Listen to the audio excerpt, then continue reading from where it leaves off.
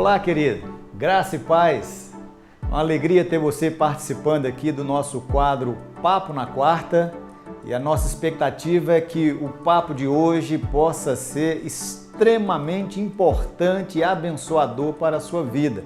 E hoje vamos bater um papo aqui sobre um tema relevante, os desigrejados.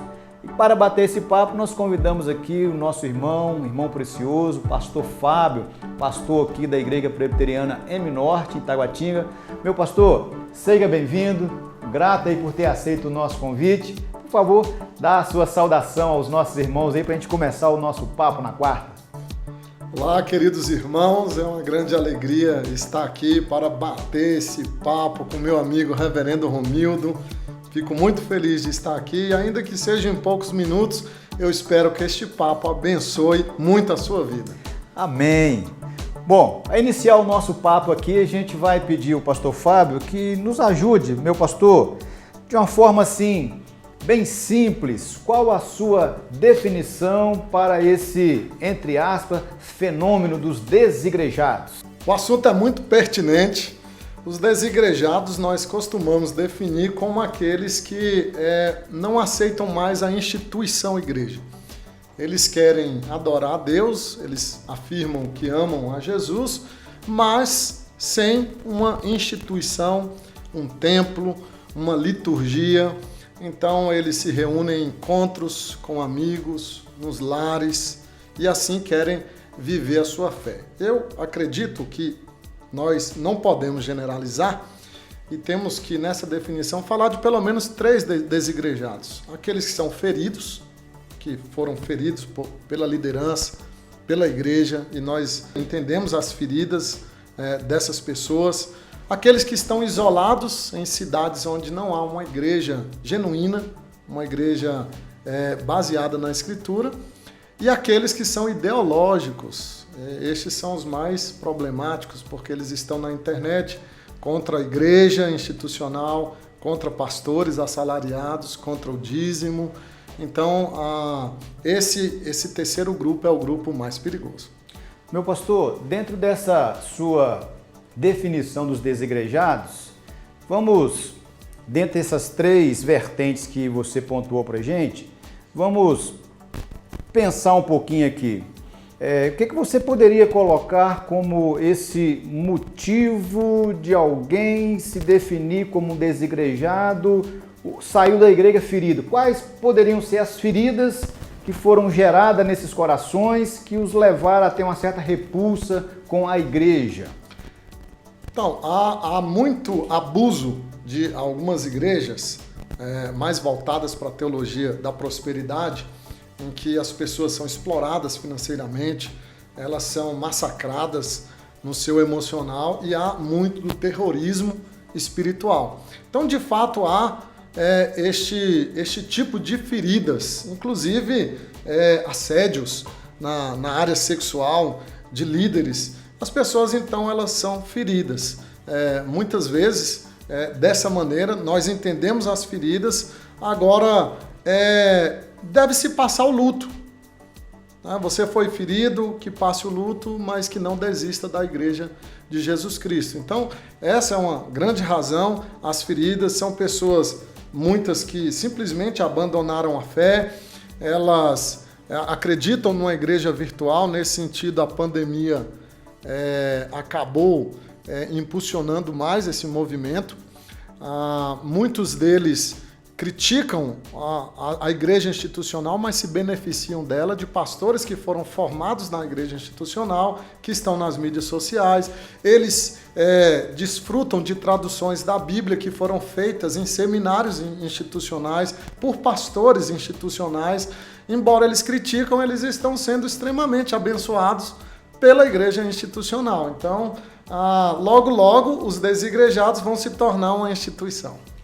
Meu pastor, quando a gente pensa na igreja como o corpo de Cristo e nós como reformados, nós defendemos algumas marcas que nós podemos nos firmar nelas para defendermos aí a igreja genuinamente evangélica, né? Aquela que fiel exposição da palavra, a correta administração dos sacramentos, bem como uma igreja que aplica disciplina. Então nós temos aí, em tese, esses pontos que definem uma igreja verdadeiramente evangélica. Na sua visão, quais são os pontos que os desigrejados se firmam para não terem compromisso com a igreja institucional? Primeiro, eles dizem que Jesus não fundou uma igreja. Jesus não deixou uma igreja institucional. Eles acreditam, essa turma ideológica que preparou seus argumentos mais filosoficamente, eles acreditam que o cristianismo é a ideia de Constantino, não surgiu de Jesus. Eles acreditam que é possível vivenciar a fé num grupo de 2 ou 3 irmãos, interpretando erroneamente Mateus 18, que é um contexto das marcas da verdadeira igreja, um contexto de disciplina.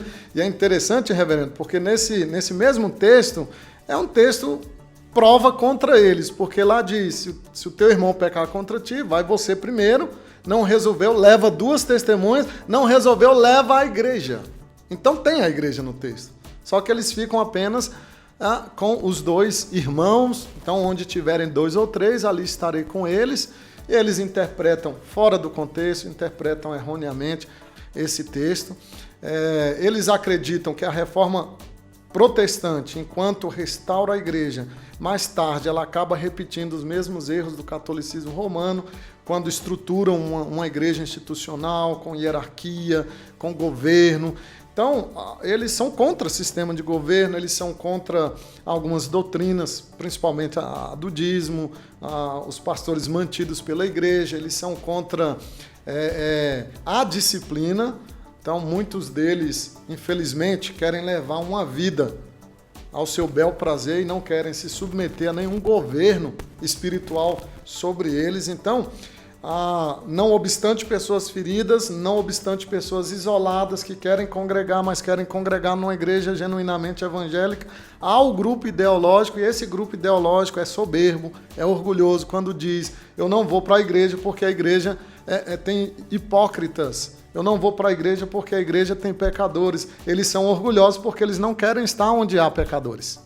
E eu lembro que Agostinho disse que a igreja, ela não é um museu de santos, ela é um hospital de pecadores. E eles se sentem melhores, porque eles não querem estar com pecadores. Então, é um grupo que nós precisamos pastorear, precisamos tentar resgatá-los, mas esse grupo ideológico precisa ser confrontado. Ok, meu pastor.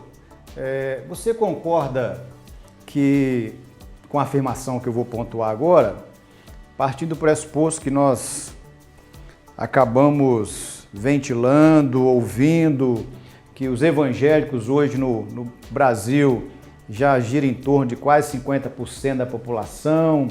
Você concorda quando a gente afirma que esse grupo, vou usar assim a expressão, o grupo dos desigrejados, é um dos grupos que mais cresce dentro do meio evangélico? Sim. Nós tivemos uma pesquisa sobre a religiosidade brasileira, feita pelo IBGE em 2010, e essa pesquisa revelou que dos 40 milhões de evangélicos que há no Brasil, nós tínhamos em 2010 10% que se consideravam sem vínculo com a igreja institucional. 4 milhões. Mas nós já tivemos uma pesquisa em 2013, mais recente, que já está indicando quase 20% desse grupo que se considera sem vínculo institucional. Então, algo que era impensado para nós há 20, 30 anos, nós ouvimos falar, eu sou católico, mas não sou praticante. Hoje já há o evangélico não praticante. É assustador, é um grupo que cresce, esse grupo tem algumas características de pessoas que tiveram um contato superficial com a fé, com a escritura, se declaram cristãos, evangélicos, mas não passaram a frequentar a igreja. Há pessoas que tem aquele semi-igrejado, ele vai 2 domingos no mês, 1 domingo no mês, ele acredita que é suficiente, não é suficiente, segundo o ensino da escritura. Então, há o fenômeno da igreja virtual, que não é a mesma coisa. A igreja virtual, meus irmãos, ela é um paliativo, é um instrumento que Deus nos deu, mas não é a mesma coisa. Nós cremos na comunhão dos santos, nesse congraçamento que é a eclésia.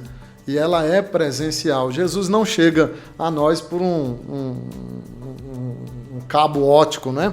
Você não serve a Santa Ceia e nem ministra o batismo pelo cabo ótico, né? Você precisa fazer isso presencialmente. E é isso que vai caracterizar a verdadeira igreja de Cristo. Ok, meu pastor. Então, esse grupo dos desigrejados que estão crescendo de forma assim assustadora no meio dos evangélicos, quais são os perigos, se assim eu posso colocar, que os chamados desigrejados eles enfrentam quando seguem determinados líderes nos canais das mídias sociais? Quais são os perigos que eles estão correndo quando estão seguindo o líder X, o líder Y, e aí cada dia, cada momento ele está ouvindo um líder diferente? Quais são os perigos? Excelente pergunta, pastor. Excelente. Há muitos perigos nisso.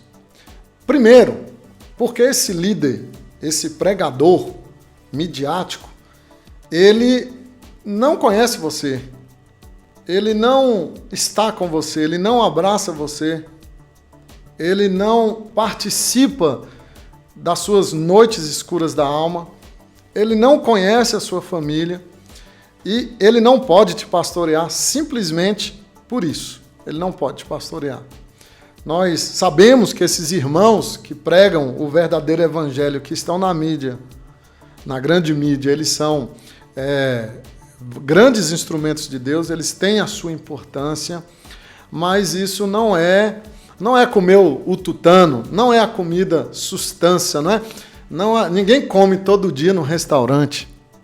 Você come na sua casa o prato básico, nutritivo, substancioso. Então, a internet, com esses pregadores, ela não pode ser a principal fonte de nutrição espiritual dos membros da nossa igreja. Então, por um lado, isso. Esse irmão pregador, ele não vai casar seus filhos, ele não vai enterrar seus parentes, ele não vai chorar sua dor. Por outro lado, o perigo, talvez maior, é que eles... Nem creio que seja por culpa deles, mas eles se tornaram celebridades. E há uma parcela de culpa da igreja nisso, né? São pregadores celebridade. Mas eu quero dizer para você que está nos ouvindo que nesta pandemia, pastores desconhecidos de igrejas pequenas fizeram um grandioso trabalho. Nem sequer eles tinham um canal, nem sequer eles têm plataformas digitais, mas eles têm feito um grande trabalho. Então, digo o seguinte, você pode seguir esses pregadores, mas você ame seu pastor, se submeta ao pastorado dele e deixe que ele cuide de você. Você pontuando aí me fez lembrar, quando eu era pastor lá no Espírito Santo, fui visitar uma pessoa que tinha congregado há muitos anos na igreja que eu era pastor e estava afastado. E alguém pediu para eu ir fazer a visita, vamos lá. Aí na visita, na conversa, ela falou assim, eu perguntei, mas você está congregando onde? Ela falou, eu sou membro da primeira igreja presbiteriana de Vitória, sou ovelha do reverendo Jailton Lima. Eu falei assim, essa é membro da igreja? Mas eu sou um membro virtual. Ele é meu pastor, eu aqui no interior, eu nunca tive nenhum contato físico com ele, nunca encontrei com ele, nunca o vi pessoalmente, mas ele é o meu pastor, achei interessante. Pois é um membro virtual, né? É um membro virtual. Para um pastor virtual, um membro virtual. Um membro virtual. Aí depois, tenho uma amizade com o reverendo Jailton, comentei com ele, nós oramos por essa pessoa e achamos assim extremamente estranho essa fala. Mas meu pastor, continuando aqui o nosso bate-papo, o que você acha de uma pessoa que está como desigrejada? Eu achei interessante uma fala sua aí, o semi-desigrejado, daquele que aparece de vez em quando. O que você acha quando essas pessoas dizem assim, eu não preciso de igreja para ter comunhão com Deus, em detrimento de ser membro de igreja? Eu posso ter comunhão com Deus sem a igreja. O que você pode me falar sobre essa afirmação? Eu acredito, pastor, que é o mesmo de você chegar para mim e falar assim, Fábio, eu gosto de você, mas eu detesto sua esposa. Não gosto da sua esposa. Então é a mesma coisa você falar para Jesus que você ama Jesus, Mas não precisa da igreja. O pacote é inteiro. É a igreja de Cristo. É a noiva de Cristo. E eu tenho certeza que ele não vai ficar muito feliz de você desprezar a sua noiva. Como qualquer esposo não ficaria feliz de ouvir isso. Eu gosto de você, mas não gosto da sua esposa. Biblicamente, pastor, isso aí é incorreto. A Escritura ela não advoga uma postura semelhante a essa. Vejamos o caso lá da igreja de Corinto, do rapaz imoral que foi excluído pelo apóstolo Paulo, e ele usa uma terminologia forte, ele diz, vamos entregá-lo a Satanás. O que é entregar a Satanás? É sair da jurisdição da igreja. Vamos tirá-lo da jurisdição da igreja, do cuidado da igreja. A igreja, ela protege você. Ela protege os seus filhos. Ela é o meio que Deus escolheu para proteger você. As pessoas fora da igreja, elas estão desprotegidas. Então, quando você não congrega, grosso modo, é como se eu tirasse uma fogueira aqui e eu tirasse uma lenha, uma brasa e afastasse da fogueira. Vai apagar. Não vai demorar muito e vai apagar. Então, dizer que você cultua Deus, mas não precisa de uma igreja, você precisa sondar o seu coração se isso não é soberba, não é orgulho. E eu quero dizer, como pastor, que você precisa se arrepender. Ok, meu pastor. Dentro dessa resposta que você pontuou para a gente pode trazer à memória a fala do escritor aos Hebreus no capítulo 10, o verso 25.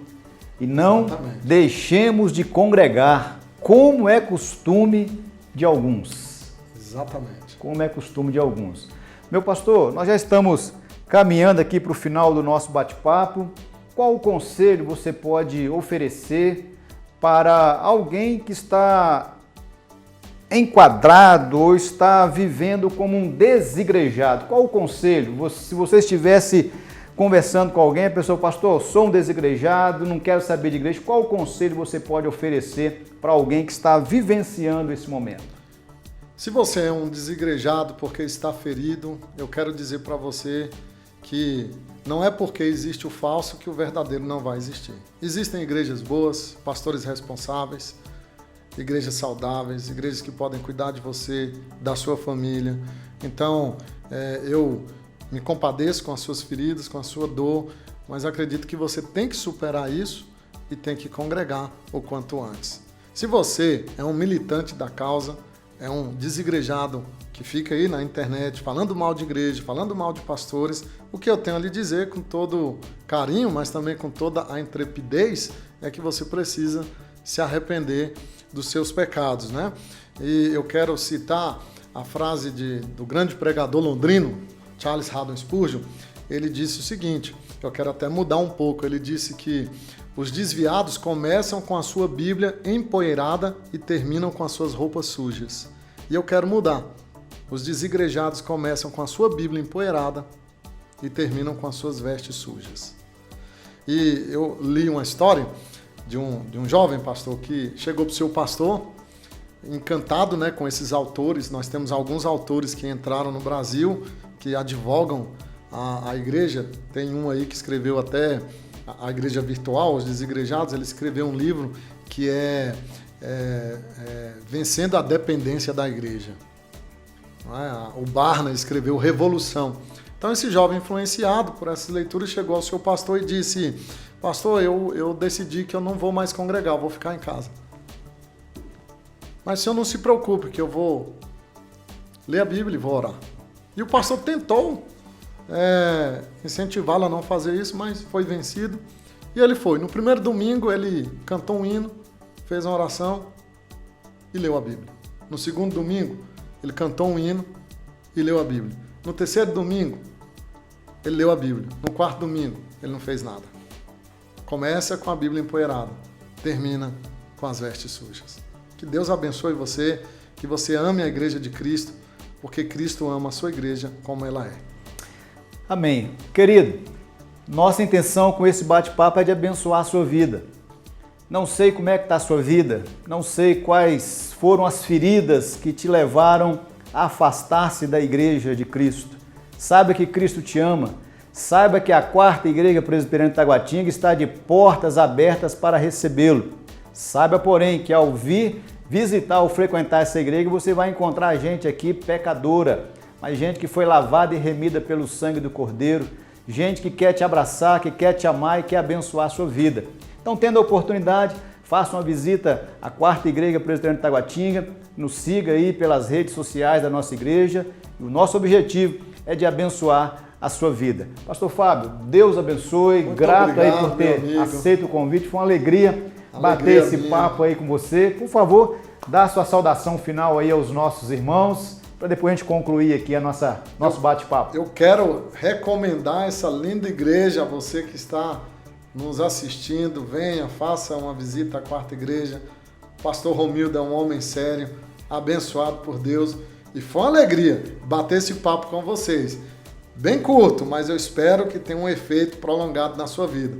E olha o que eu ganhei, essa linda xícara, Papo na Quarta. Obrigado. Ok, meu pastor, e eu quero fazer uma oração por você. Pai bendito, obrigado por esse tempo precioso aqui, nesse papo abençoador, juntamente com o pastor Fábio. Senhor abençoe ele, a sua casa, a sua igreja, e abençoe a nossa igreja aqui, a quarta igreja, e abençoe cada irmão, cada irmã, cada pessoa que assistir esse vídeo, que seja abençoado pelo Senhor, em um nome de Jesus. Amém. Amém. E amém. Um forte abraço, que o seu dia seja em paz, que o Senhor muito te abençoe. Um beijo no seu coração e até o próximo Papo na Quarta. Deus te abençoe. Tchau, tchau. Um abraço.